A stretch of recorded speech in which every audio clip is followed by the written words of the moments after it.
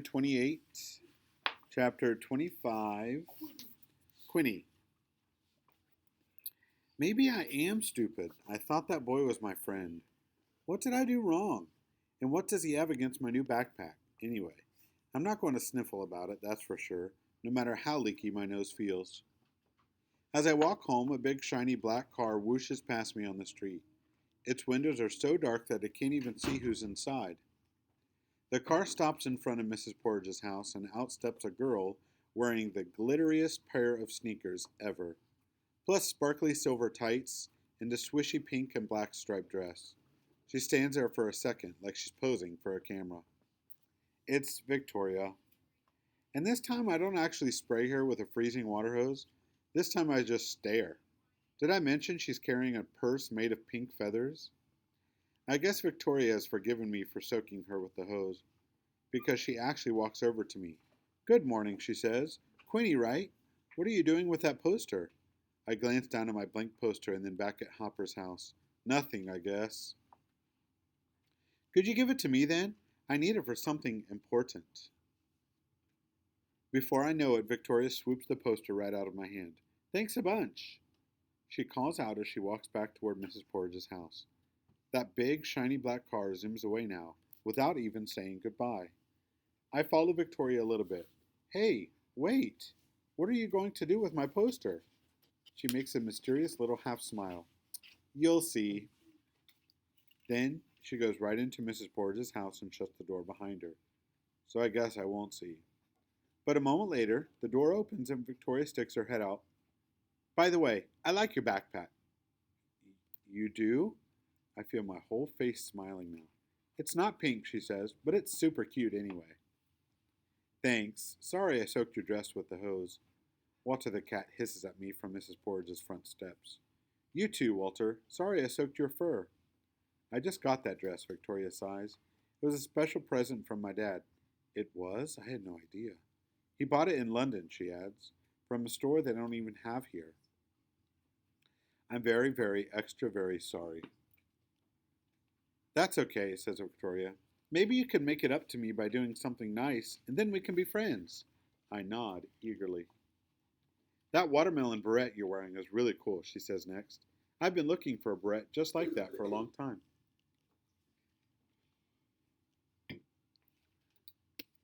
I touch the watermelon beret that's up in my hair. Santa stuffed it into my stocking 3 years ago. It still smells like watermelon, and it's so comfy that I wear it all the time.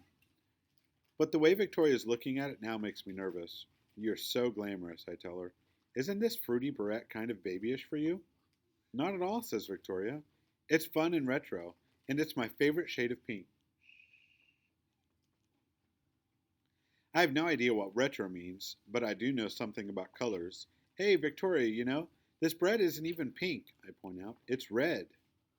Watermelon insides are reddish rosy pink, which is still pink, she insists. She's wrong about that, but I want Victoria to know I'm sorry. I want to find out what she's going to do with my poster and where on earth she got a purse made of pink feathers. I want us to be real friends. So, very sadly, very slowly, I take off the watermelon beret and hand it to her. Victoria clicks my beret into her own hair, then pulls a mirror out of her feathery purse and admires herself. Thanks! I knew this would look fantastic on me. Being generous is supposed to make you feel good, but all I feel right now is confused. Without my favorite beret, my hair zigzags down in front of my eyes. I try to push it back behind my ears where it doesn't like to stay very long. Victoria admires herself for a long time and then snaps her mirror shut, which makes a really loud noise that startles me. Okay, now we can play, she says. Fabulous. Except Victoria doesn't want to help me catch Freya. Who cares about a crazy old chicken? She doesn't want to play fortune teller either. She doesn't even know what a smelling bee is. Poor thing. And when I tell her, she says, gross. Victoria wants to play fashion show. We'll start by pulling together some outfits, she says. Then we'll set up chairs and make a runway. My great aunt said you're from New York, right? Let's go check out your closet. I've got a better idea. Let's dress Walter up for a cat fashion show. I bet that would cheer him up. Come on, my mom's got some goofy hats we could use. I take Victoria's hand and lead her toward my house. My great aunt would never approve of that, she says. Or we could have a zombie fashion show. Paint our faces green and walk around moaning and snarling. It's not even Halloween. I know. That's the great thing. People will think we're real zombies and be extra scared. As we walk up to my front door, Piper pops out from behind a tree, like she always does, barefoot, shirtless, dirty, and with a finger up her nose. What's that? Victoria asks. That's my little sister Piper. What's wrong with her? She's 4. Piper follows us into the house and up the stairs towards my room. Victoria looks back at Piper like she's a walking gem. On second thought, let's go back to my great aunt's house, she says. We'll have more privacy there. Then she calls out, Mrs. Bumble, Quinny wants to come have lunch with me. I do? Victoria sounds so sure, but I don't remember her even asking me. Mom's busy on the phone, but she waves back a yes. Victoria grabs my hand and pulls me down the stairs. Come on, I have a surprise for you. A surprise? Piper asks, all excited as she follows us. My little sister loves surprises. Sorry, no babies allowed, Victoria says with a sniff. Yeah, I smile down at my filthy little twitster. Victoria pulls me along some more. I turn back and see Piper's disappointed face watching us walk away. I truly don't know Victoria's surprise is, but here's another surprise that is truly surprising. Seeing Victoria be rude to Piper doesn't feel good. In fact, it almost makes me want to go back and hug my little sister. Almost. On our way to Mrs. Porridge's house, Victoria and I pass by Hopper's. I look up at his window. No one looks back out at me. So I pause for just a second, in case he is just about to look out. I think about juggling, and feel, and feet, and that beautiful weird picture book of body parts Hopper likes so much. I think about Freya. Who will help me catch her now? Quinny, hurry up, calls Victoria. One of my feet wants to keep following Victoria toward the exciting surprise, but the other foot wants to go find out why Hopper is being such crabby pants before. Victoria, wait! I have a better idea. But before I can explain, a minivan pulls into Hopper's driveway, and Trevor and Ty burst out of it. Those beastly bully twins are back from summer camp. They run into the yard and pull that soccer goalie out next from behind the garage, the one that broke all by itself, when Hopper and I turned it into a hammock. Uh-oh. I turn and run to catch up with Victoria. Spending the afternoon safe inside Mrs. Porridge's house suddenly sounds like the best idea after all. Chapter 26. Hopper, page 137. My brother gets home from camp all rough and loud and covered with mosquito bites. They're furious about their broken soccer net. They're curious about who broke it, which means they find me hiding under my bed and swing me around by my ankles. But I keep quiet. I'm not tattling on Quinny no matter what. Mom finally comes in and makes them stop. Boys, that's enough. Sometimes things just break, she says, looking at me like she knows how this particular thing broke. That's called life. Now stop this nonsense and come downstairs for lunch. We know it was you, Trevor pokes me in the chest. This isn't over, hisses Ty. It never is. Lunch now, Mom reminds us. I want pigs in a blanket, shouts Trevor. I want chicken nuggets and fries, roars Ty. Mom serves them turkey sandwiches and carrot chips instead. My brothers are so busy whining that the healthy lunch that they forget to keep bothering me. I sit all the way at the other end of the kitchen table. I finish eating my cauliflower sandwich and look out the window. That's when I notice Quinny walking down the street with Victoria Porridge. Wait a second. Victoria only talks to people she can boss. I didn't think anybody could boss Quinny. I watch the two of them walk away. It looks like they're headed toward Mrs. Porridge's house. It looks like they're friends now. I think I just lost my appetite. Victoria Porridge never says hi to me. But she's being nice to Quinny. Most people are nice to Quinny, I think. She makes friends wherever she goes. She'll be fine without me when school starts. I'm the only one who won't be fine without her. Because the whole truth is, I have no friends at school. None. as in 0. I used to have a friend, Owen, who I met in kindergarten. Owen built birdhouses out of toothpicks and ate cauliflower sandwiches for lunch and never went anywhere without his pocket dictionary. But he moved away after first grade, and then in second grade.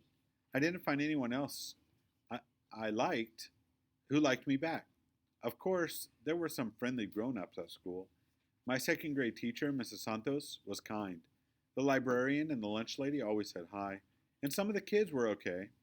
But there's a big difference between finding an okay kid and finding a true friend. A true friend saves you a seat at lunch, and no one did. A true friend asks, "Where were you?" if you are absent, and no one did. A true friend invites you to his birthday party, and no one did, except for Liam Cruson, who invited the whole class because his parents made him. I don't know why, but none of the kids at school really noticed me last year. And Victoria Porridge is the one who didn't notice me the most. Once Quinny finds all this out, she won't be my friend anymore. After all, who wants to be friends with someone who doesn't have any friends? I finish my sandwich by hiding most of it under a napkin. Trevor and Ty are wrestling on the floor now. Mom is talking on her phone. I go upstairs without anyone noticing. I look out my window. From up here, I can see Mrs. Porridge's house. I can see Quinny and Victoria standing by the front door, talking and talking. Quinny doesn't look up at me, not even once. Finally, she and Victoria go inside Mrs. Porridge's house together, and I pull my window shade down for good. Chapter 27, page 146.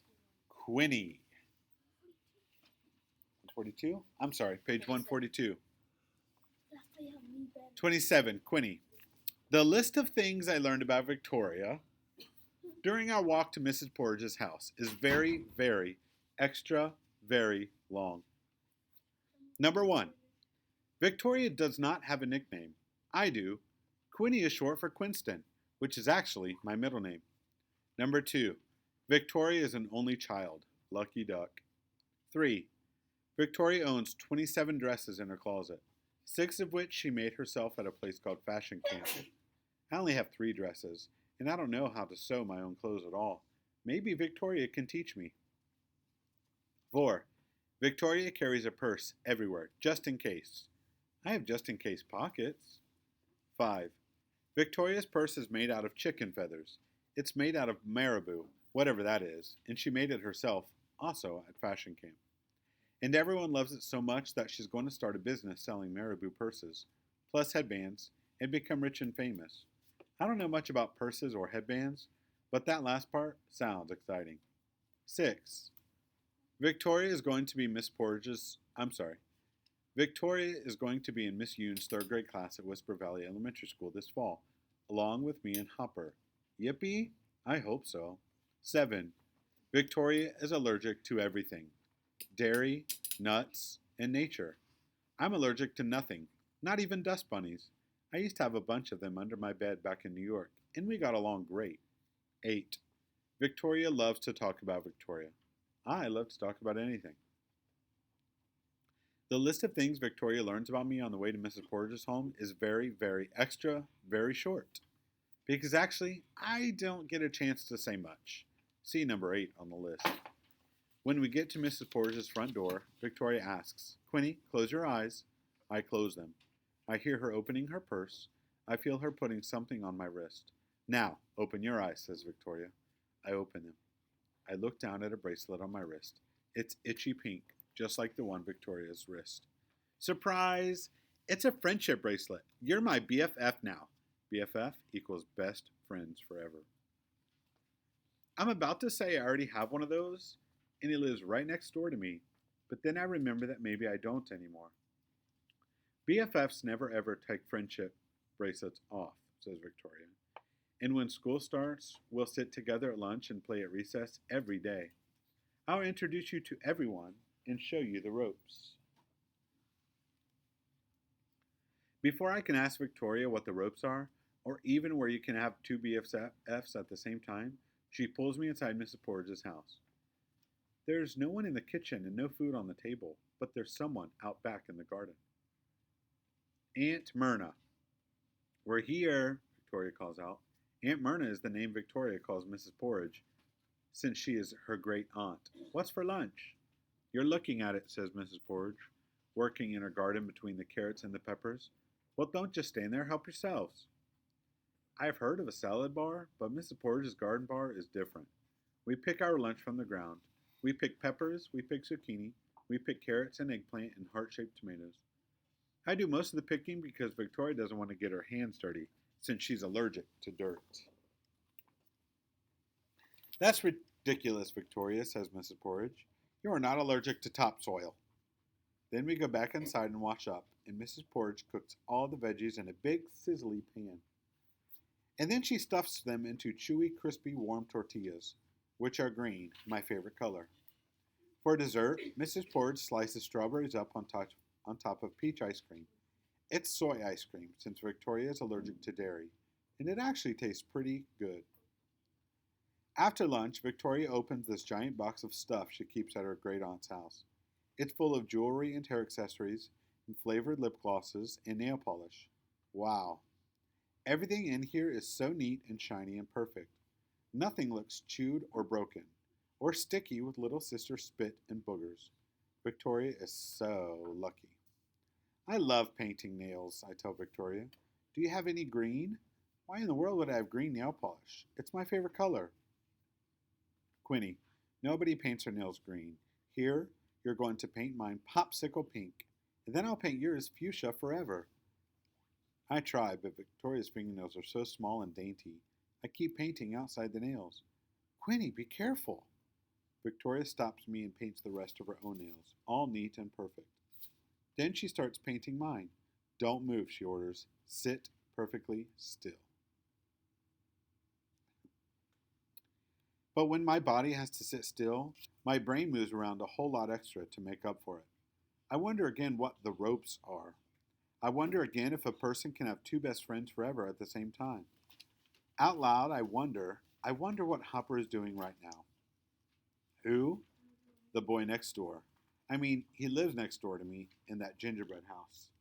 I don't mention that he is the same boy who helped me soak Victoria's dry clean only dress with the freezing water hose, and I don't mention how rude Hopper was to me earlier today.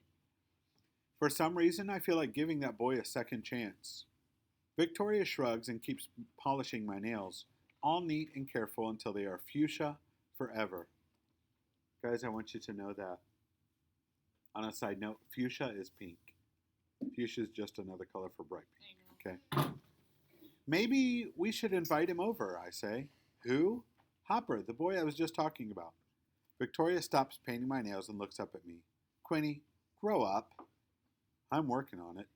Hopper is a boy. So? So boys are messy and annoying. Not Hopper, and you should see him juggle.